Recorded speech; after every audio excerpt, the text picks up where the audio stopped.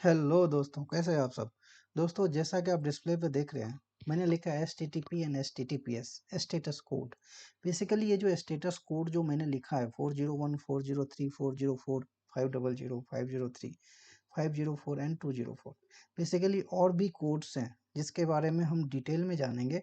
आखिर 401 का क्या मतलब होता है, 403 का मतलब क्या होता है, पेज नोट फाउंड। कभी आप लोगों ने देखा होगा, कभी भी जब आप एप्लीकेशन डिप्लॉय करते होंगे, टॉमकैट सर्वर हो गया, एनजिन एक्स वेब सर्वर हो गए, कभी भी आप एप्लीकेशन जब आप टॉमकैट सर्वर और एंजिन एक्स के थ्रू जब आप डिप्लॉय करते हैं, तो ये सारे कोड्स के बारे में आप लोगों को एरर आते होंगे। 403 not found, 404 page not found. Basically इसका मतलब क्या होता है। अब HTTP क्या होता है, तो इसके बारे में HTTPS क्या होता है। बेसिकली HTTP के बारे में यदि हम बात करें तो ये हाइपर टेक्स्ट ट्रांसफर प्रोटोकॉल होता है। एंड HTTPS क्या होता है, hyper text transfer protocol secure होता है। अब सवाल उठता है कि HTTPS और HTTP क्या है, क्या है। तो आप ध्यान देते होंगे, जब कभी भी आप कोई भी वेबसाइट सर्च करते होंगे तो वहां पे HTTP www डॉट करके आता है। जैसे कि आप google.com पे आप जाएंगे, जैसे कि आप यही देख लीजिए, यहाँ पे क्या है HTTPS। अब सवाल उठता है HTTPS, और यहीं पे यदि मैं HTTPS को हटा दूं, अब सर्च करूं,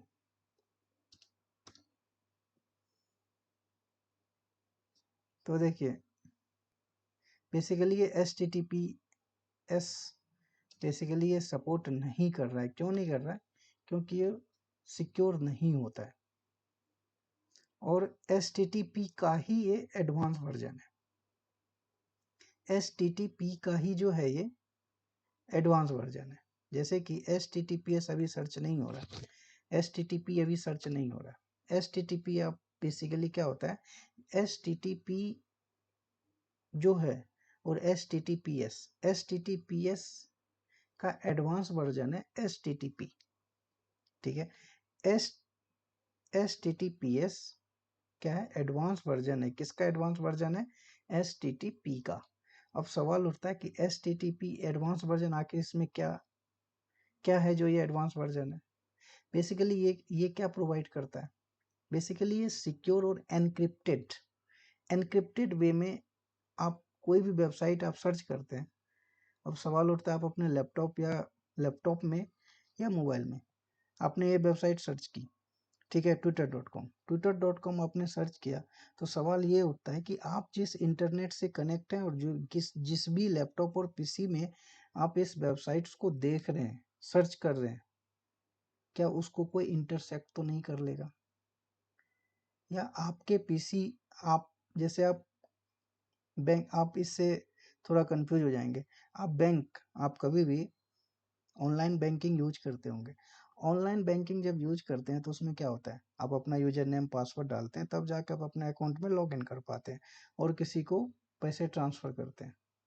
ठीक है, तो क्या आपने कभी सोचा है कि ये भी तो हो सकता है, ये भी तो हो सकता है कि कोई दूसरा हमारे बैंक अकाउंट के डिटेल्स को देख ले।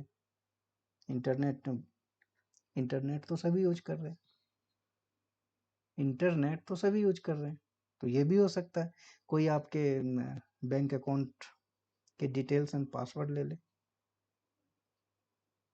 हो सकता है। तो HTTPS क्या करता है, ये सिक्योर करता है। कहने का मतलब है कि जब कभी भी आप कोई भी बैंकिंग वेबसाइट्स को आप लॉगिन करते हैं और कभी भी पैसे ट्रांसफर करते हैं, तो वो डेटा बेसिकली एनक्रिप्टेड होता है। इसलिए दोस्तों HTTPS जो होता है ना, वो सिक्योर होता है। कोई भी दूसरा यदि आपके पीसी को हैक करता है, तो उसे किसी को ये समझ में नहीं आएगा कि आप कौन सा डेटा कहाँ भेज रहे हैं, क्योंकि HTTPS एनक्रिप्टेड होता है। कुछ भी आप सर्च करते हैं, कुछ भी आप यूज करते हैं तो वो एनक्रिप्टेड मैनर में होता है, उसको कोई भी हैकर हैक नहीं कर सकता। क्यों? क्योंकि वो सिक्योर है, वो क्या होता है, एनक्रिप्टेड है। अब हैकर तो दोस्तों बहुत है, डे टू डे बेसिक्स में यदि आप जाएंगे तो हमेशा सोचते हैं और ये सिक्योर होता है और एनक्रिप्टेड होता है। तो आइए ज़्यादा हम लोग इस पे और डिटेल में डिस्कस करते हैं। तो ये HTTP and HTTPS status codes 401 403 और 500 503 504 204, हम इनके बारे में डिस्कस करते हैं कि एक्चुअल में इस कोड का क्या मीनिंग होता है।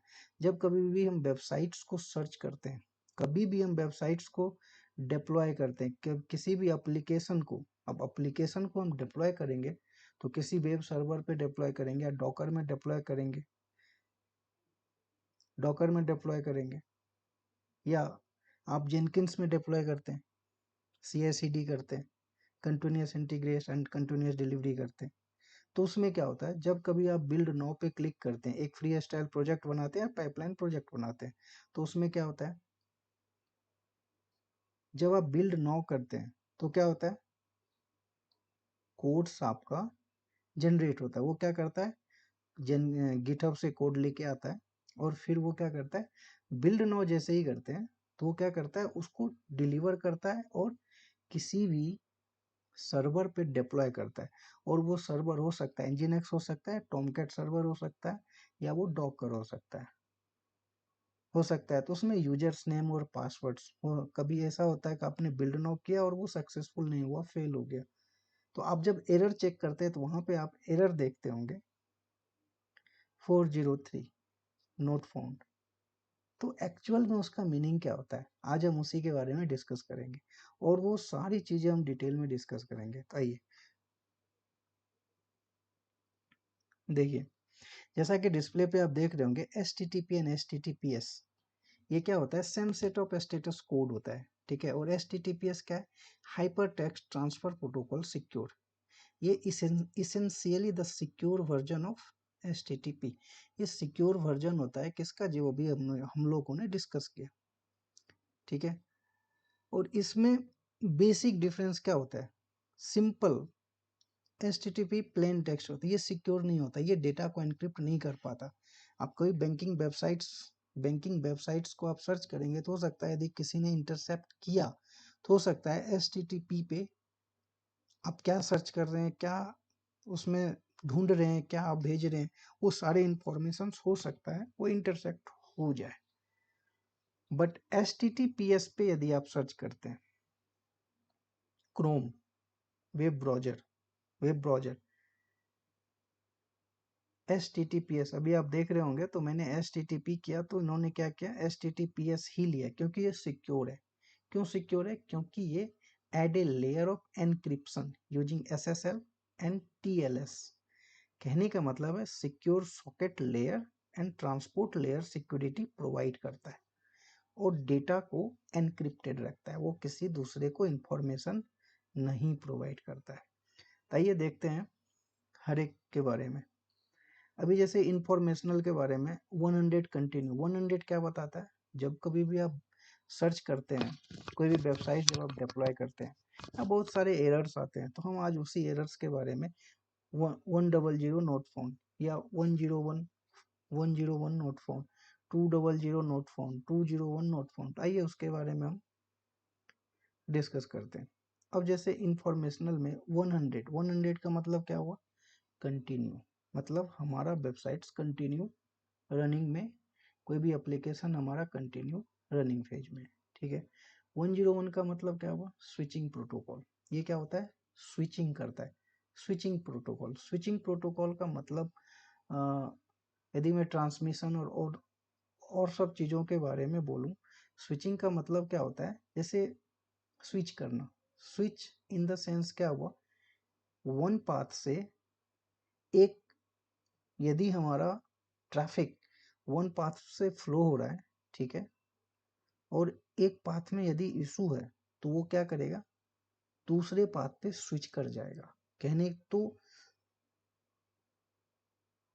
101 नोट फाउंड मतलब क्या हुआ कि एक पाथ यदि आपका कट हो गया तो वो क्या करेगा, यदि उसके पास दूसरा पाथ अवेलेबल नहीं रहेगा तो आपको क्या एरर देगा, 101 नॉट फाउंड।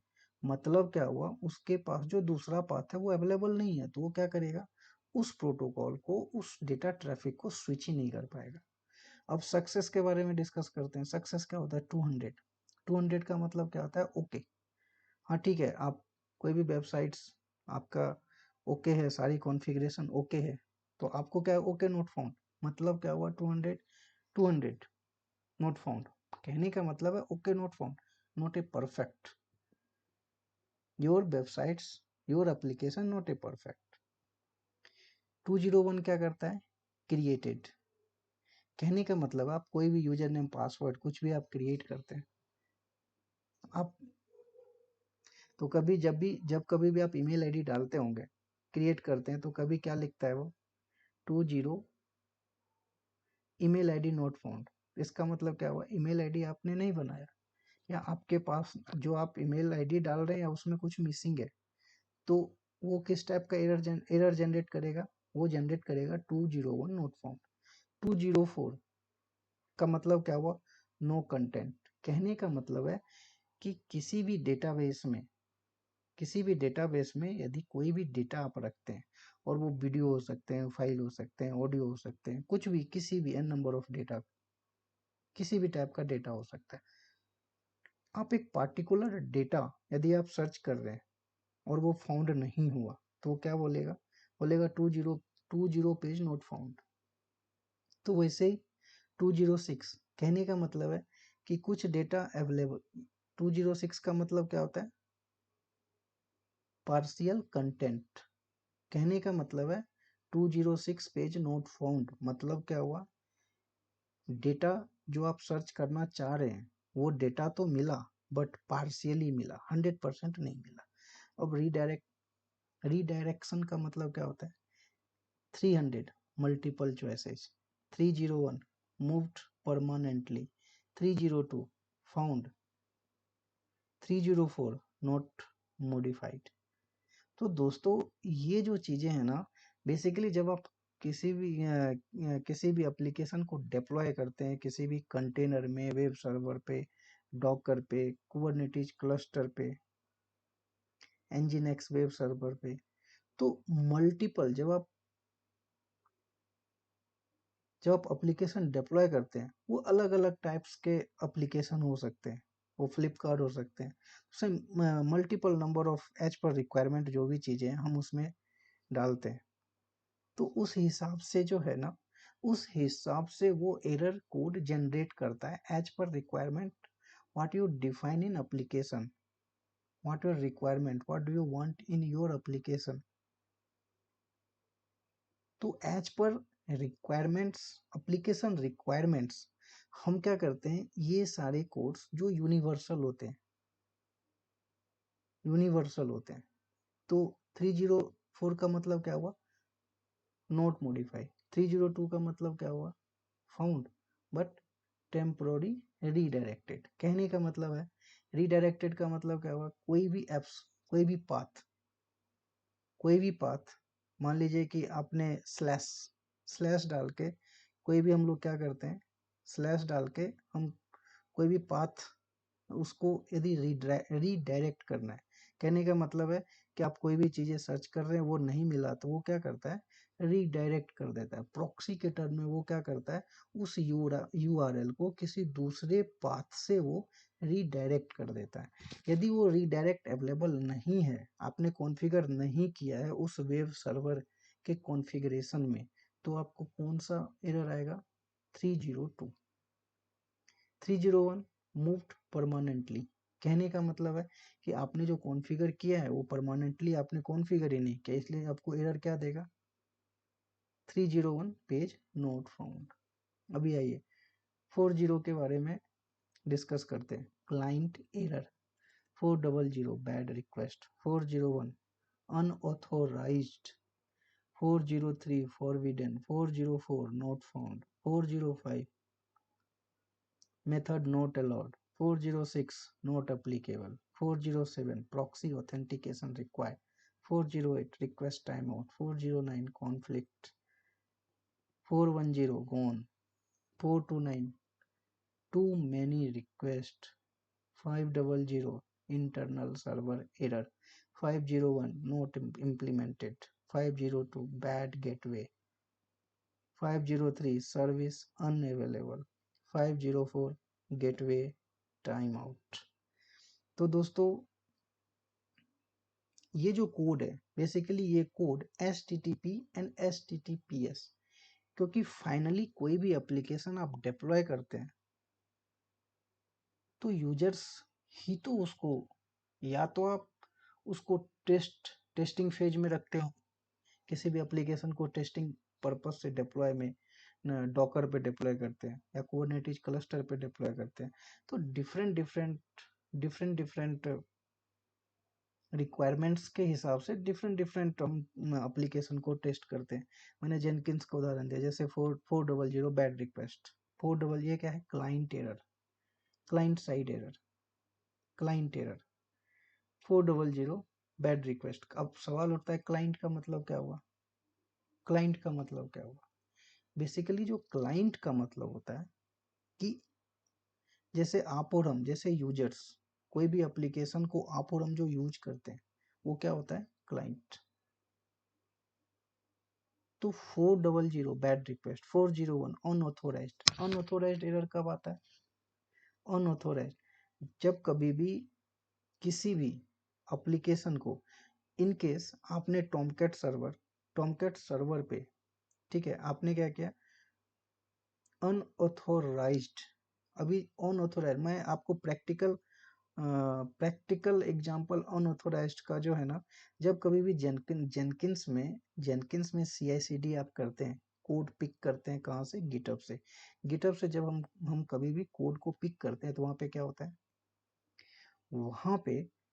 वहाँ पे बेसिकली जब आपने गिट का यूआरएल जब आप पुट करते हैं तो वहाँ पे हम क्या करते हैं, जेनकिंस को एक user name and password put करते हैं। यदि आपका वो भी यूजर नेम पासवर्ड में इशू है तो वो क्या एरर देगा, अनऑथोराइज्ड 401 पेज नोट फाउंड। वो आपको ये नहीं बताएगा अनऑथोराइज्ड, नहीं, आपको बोलेगा 401 पेज नोट फाउंड। अब जैसे 403, मैं प्रैक्टिकल एग्जांपल बता रहा हूँ, जब कभी भी आप एप्लीकेशन को डिप्लॉय करेंगे कहाँ, Nginx में, तो वहाँ पे 403 page not found basically forbidden. कहने का मतलब है कि जब हम एप्लीकेशन डिप्लॉय करते हैं तो ओनली फॉर एप्लीकेशन डिप्लॉय करते हैं, तो उसमें डिफरेंट प्रोग्राम्स हम लोग डिफरेंट प्रोग्राम्स बेसिकली हम लोग क्या करते हैं, लिखते हैं। उसमें से यदि कुछ प्रोग्राम्स मिसिंग से हैं या हमने कॉन्फ़िगर नहीं किया है तो हमारे पास एरर क्या आता है, फॉरबिडन। 403 पेज नो, आपको ये नहीं बोलेगा फॉरबिडन, नहीं, आपको बोलेगा 403 नोट फाउंड। अभी ये क्या है, 404 not found, 404 page not found. तो 404 यदि आया तो इसका मतलब क्या समझेंगे, नोट फाउंड। कहने का मतलब आपका एप्लीकेशन उस वेब सर्वर पे कॉन्फ़िगर ही नहीं है, वो आपका एप्लीकेशन है ही नहीं। कहने का मतलब है यदि आपने एप्लीकेशन कॉन्फ़िगर किया बट हो सकता है आप सेव करना भूल गए। 405 मेथड नॉट अलाउड, आप जो मेथड, जो भी आप स्क्रिप्टिंग लैंग्वेज आप उसको यूज करना चाह रहे हैं उस एप्लीकेशन को रन करने के लिए या उसको सपोर्ट करने के लिए, जो भी आप स्क्रिप्टिंग लैंग्वेज आप नहीं लिख रहे हैं या लिख रहे हैं या वो नॉट ए परफेक्ट नहीं है उस एप्लीकेशन के लिए रन करने के लिए, तो आपको क्या होगा, 405 पेज नोट फाउंड। तो आपको ये समझना पड़ेगा इसका मतलब क्या होता है, method not allowed. 406 not acceptable, कहने का मतलब है नॉट एक्सेप्टेबल। अब यूजर नेम ले लीजिए, हो सकता है कि आप कोई भी एप्लीकेशन अलग अलग प्रोग्रामिंग लैंग्वेज पे हम लोग बिल्ड करते हैं, जावा पे करते हैं, पाइथन पे करते हैं। अब उसी हिसाब से वो कोड भी हम लोग उसी हिसाब से, और उसको डिप्लॉय करने के लिए जो भी रिक्वायरमेंट्स, जो भी रिक्वायर्ड कोड है वो अवेलेबल नहीं है, तो आपको क्या एरर आएगा, 40 page not found, 406 not found. और 407 प्रॉक्सी ऑथेंटिकेशन रिक्वायर्ड। बेसिकली ये जो प्रॉक्सी होता है ना, प्रॉक्सी ऑथेंटिकेशन रिक्वायर्ड, मैंने आपको बताया था स्लैश गेटवे। ये जो प्रॉक्सी बेसिकली जब हम एंजिन एक्स पे बेसिकली जब हम डिप्लॉय करते हैं ना, तो हम क्या करते हैं, एक प्रॉक्सी डिफाइन करते हैं, पेज रीडायरेक्ट करते हैं। कहने का मतलब है कि यदि आपका एक डायरेक्शन, कहने का मतलब ये है कि हमने पेज को डिप्लॉय किया, एप्लीकेशन हमने डिप्लॉय किया, ठीक है, तो हमने इस पाथ से मान लीजिए कुछ इशू आया, ठीक है, कुछ ऐसा इशू आया एप्लीकेशन में, ठीक है, तो वो एप्लीकेशन रीडायरेक्ट हो जाएगा। कहने का मतलब है कि न एप्लीकेशन हमारा रीडायरेक्ट हो जाएगा। रीडायरेक्ट कहने का मतलब है कि वो दूसरे तरफ से आपको किसी दूसरे वेबसाइट्स के थ्रू आपको वो विजिबल होगा। कहने का मतलब ये हो गया प्रॉक्सी। रिक्वेस्ट टाइम आउट, आप देखे होंगे ये नॉर्मली रिक्वेस्ट टाइम आउट हर एक जगह आता है। कहने का मतलब है कि यदि आपका कोई भी वेबसाइट सर्च करते वो घूमता रहता है,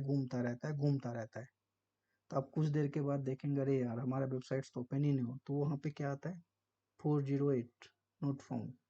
तो उसका मतलब आजकल तो बहुत जगह आता है रिक्वेस्ट नोट फाउंड, तो ये इजीली आप समझ सकते हैं। 409 कॉन्फ्लिक्टिंग, कहने का मतलब है कि किसी भी वेबसाइट्स का, जैसे जब आप आईपी कॉन्फ्लिक्ट करते हैं, मान लीजिए जब आप आईपी कॉन्फ़िगर करते हैं, बेसिकली जो कॉन्फ्लिक्टिंग आता है ना, सेम यूजर्स नेम या सेम आईपी यदि हमारे पास अवेलेबल हो, तो वो कॉन्फ्लिक्टिंग का बेसिकली एरर आता है। तो वो क्या बोलेगा 409 पेज नोट फाउंड। कहने का मतलब है कि ये कॉन्फ्लिक्ट हो रहा है, तो हो सकता है वो एनी आईडी में हो, या हो सकता है सेम यूजर्स नेम हो, आपके पास सेम ईमेल आईडी हो, या हो सकता है सेम आईपी हो, उसके कारण भी वो कॉन्फ्लिक्टिंग हो रहा है। किसी दूसरे वेबसाइट्स के लिए भी हमने सेम, किसी डिवाइस के लिए हमने सेम आईपी ली है, किसी दूसरे डिवाइस के लिए भी सेम आईपी है, और किसी एक ही सर्वर में दोनों डिवाइस अवेलेबल हो, तो हो सकता है इस केस में कॉन्फ्लिक्टिंग आते हो। 410 मतलब गोन मतलब गया। 429 टू मेनी रिक्वेस्ट, कहने का मतलब है टू मेनी रिक्वेस्ट कब आता है, बेसिकली यहाँ पे पुश नोटिफिकेशन। बेसिकली जब हम AWS पढ़ते हैं ना, तो AWS में चलिए AWS को छोड़ देते हैं, जनरल आप आप देखे होंगे, आप पिज़्ज़ा की डिलीवरी में जब आप ऑर्डर करते हैं, तो हो सकता है कि at a time number of public जो है ना, एट दैट टाइम 500 पब्लिक ने पुणे शहर में 5000 पब्लिक ने एट ए टाइम उन्होंने पिज़्ज़ा का ऑर्डर दिया। तो वो क्या होता है, वो वेबसाइट्स क्या हैंग कर जाता है, तो आपको एक एरर आता है टू मेनी रिक्वेस्ट। हालांकि अब तो वो डिस्प्ले होने लगता है, लेकिन जब एप्लीकेशन डिप्लॉय करते हैं तो वहाँ पे फोर ये बेसिकली क्या है ना, 429 बेसिकली ये स्टैंडर्ड है, वो यूनिवर्सल स्टैंडर्ड है, टू मेनी रिक्वेस्ट। तो वो वाइस वर्सा भी हो सकता है, कहीं पे आपको आएगा 429 पेज नॉट फाउंड, कहीं पे आएगा टू मेनी रिक्वेस्ट। तो इसका मतलब क्या हो गया, टू मेनी रिक्वेस्ट मतलब 40429 कोड्स जनरेट करेगा। इसका मतलब यदि ये बोलता है कि 429 पेज नॉट फाउंड मतलब टू मेनी रिक्वेस्ट।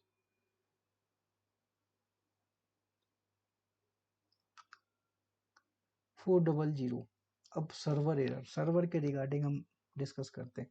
सर्वर पे क्या क्या एरर होता है, क्या क्या एरर होता है, internal server error, note implemented, bad gateway request, service unavailable, और गेटवे टाइम आउट। बेसिकली ये सर्वर के रिगार्डिंग है। सर्वर जैसे आप EC2 इंस्टेंस या अपने ऑन प्रेमिसेस जो भी सर्वर, या तो आप क्लाउड वाले सर्वर हो सकते हैं या ऑन प्रेमिसेस सर्वर हो सकते हैं। तो 500 पेज नोट फाउंड मतलब इंटरनल सर्वर एरर। अब एरर अलग अलग तरीके के हो सकते हैं, इन द सेंस हो सकता है नेटवर्क की भी प्रॉब्लम हो तो इंटरनल एरर ही है, या हो सकता है कि दो सर्वर आपस में, आपके मास्टर सर्वर और जो आपके वर्कर सर्वर है, जो आपके वर्कर नोड है, आपस में कनेक्ट नहीं है, तो वो क्या बोलेगा, इंटरनल सर्वर रिक्वेस्ट। कहने का मतलब है कि एक सर्वर से दूसरे सर्वर, यदि आप कोई भी मैसेज पुश करना चाह रहे हैं, कोई भी मैसेज एक सर्वर से दूसरे सर्वर को भेजना चाह रहे हैं और वो नहीं जा पा रहा है, नहीं जा पा रहा है तो हो सकता है या तो कुछ केबल्स का इशू हो सकता है, इंटरनेट का प्रॉब्लम, तो आपको क्या बोलेगा, 500 नोट फाउंड, 501 नोट इम्प्लीमेंटेड। कहने का मतलब है कि आपके सर्वर्स को जो मिनिमम रिक्वायरमेंट्स जो होती है, मिनिमम रिक्वायरमेंट्स का मतलब क्या हुआ, सर्वर की मिनिमम रिक्वायरमेंट्स के बारे में आपको ओएस चाहिए, आपको ओएस चाहिए, और ओएस को रन करने के लिए कुछ सॉफ्टवेयर की रिक्वायरमेंट पड़ती है। कहने का मतलब है कि यदि आप एनसिबल, जैसे आप एनसिबल को ले लो, यदि आप सर्वर पे एनसिबल आपने इंस्टॉल किया, ठीक है, अब एनसिबल को रन करने के लिए हमें क्या चाहिए, हमें पाइथन की भी रिक्वायरमेंट है, जावा पाइथन की रिक्वायरमेंट है, ठीक है। अब आपने क्या किया कि उसमें वो पाइथन की रिक्वायरमेंट आपने डाला ही नहीं, कहने का मतलब जब आप इम्प्लीमेंट कर देते तो वहाँ पे आप पाइथन आपने डाउनलोड ही नहीं किया, तो वो क्या होगा, not implemented, not implemented. Bad gateway, gateway का मतलब होता है एक central point, gateway, gateway, gateway का मतलब होता है सेंट्रल पॉइंट। आप सिंपल राउटर समझ सकते हैं गेटवे का मतलब, यदि मैं राउटर आप समझ सकते हैं, जैसे एयरटेल ने कॉल किया, एयरटेल ने कॉल किया, पहले ये समझते हैं गेटवे क्या होता है। टू डिफरेंट नेटवर्क को बेसिकली, जब टू डिफरेंट नेटवर्क को हम आपस में कम्युनिकेट करते हैं तो वो क्या होता है, गेटवे। टू डिफरेंट नेटवर्क कहने का मतलब वोडाफोन, जियो से हमने एयरटेल को कॉल किया, एयरटेल को हमने जियो को कॉल किया, एयरटेल से जियो को कॉल किया, या वोडाफोन से हमने एयरटेल को कॉल किया। तो बेसिकली हर एक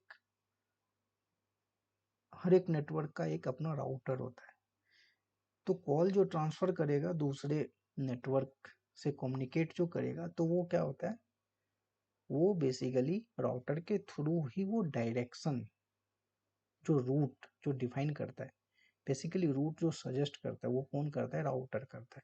वो बेसिकली क्या कर रहा है, बैड गेटवे। कहने का मतलब है कि वहाँ पे नंबर ऑफ ट्रैफिक बहुत ही ज़्यादा होगा, या वो किसी दूसरे राउटर से ट्रैफिक को भेज रहा होगा, तो उस केस में वो क्या क्या एरर क्या भेजता है, 502 नॉट फाउंड, 502 एरर आएगा, 502 सर्विस अनअवेलेबल। अब जैसे आप टाटा स्काई की बात कर लो, टाटा स्काई पे आप देखेंगे service not available, service not available, ये आप देखते होंगे टाटा स्काई, आपका एंटीना खराब हो गया तो आप टीवी टीवी देखते होंगे तो वहाँ पे क्या लिखता है, सर्विस नॉट अवेलेबल बेसिकली। या ये भी वो लिखेगा 502 पेज नॉट फाउंड, तो इसका मतलब क्या है, 503 पेज नॉट फाउंड, इसका मतलब क्या समझना, service unavailable. 504 gateway time out, कहने का मतलब है कि एयरटेल ने वोडा को फ़ोन किया, उसको जो राउटर बेसिकली दो नेटवर्क को कम्युनिकेट करने के लिए जो रास्ता, जो डायरेक्शंस, जो रूट प्रोवाइड करता है, वो राउटर कम्युनिकेट ही नहीं है, आपका मोबाइल लग ही नहीं आता। हालांकि आपके मोबाइल पे ये चीज़ें नहीं आएगा, बट ये चीज़ें मोबाइल पे नहीं आएगी, बेसिकली ये उसके वेबसाइट्स पे ये चीज़ें आती है। जब कोई भी एप्लीकेशन किसी भी सर्वर पे डिप्लॉय करते हो तो तब जा करके ये सब एरर्स, मैं एक जनरल जनरल टर्म बताता था कि ये चीज़ें कहाँ बेसिकली कम आउट होती है, कहाँ वो बाहर आता है। तो दोस्तों ये एक डिस्कशन था, आप डिस्कशन ही समझिए। तो ये HTTP और HTTPS कोड्स के बारे में। तो दोस्तों यदि आपको अच्छा लगा तो लाइक और शेयर ज़रूर कीजिए, और कमेंट्स में भी बताइए यदि कुछ ऐसी चीज़ें और डिटेल में जाननी हो। तो ऐसे इसके बारे में मैंने जेनकिंस में भी बहुत सारे एरर्स आए थे, तो मैंने 403 इंजन एक्स पे भी जब मैंने डिप्लॉय किया था एप्लीकेशंस, तो वहाँ पे भी हमारे पास 403 पेज नॉट फाउंड, तो ये सब चीज़ें हमारे पास आई थी, तो वो भी मैंने टैक्टिकली मैंने वो भी चीज़ें डिस्कस किया। तो बताइए दोस्तों, तब तक के लिए दोस्तों धन्यवाद। जय हिंद। आपका दिन अच्छा हो।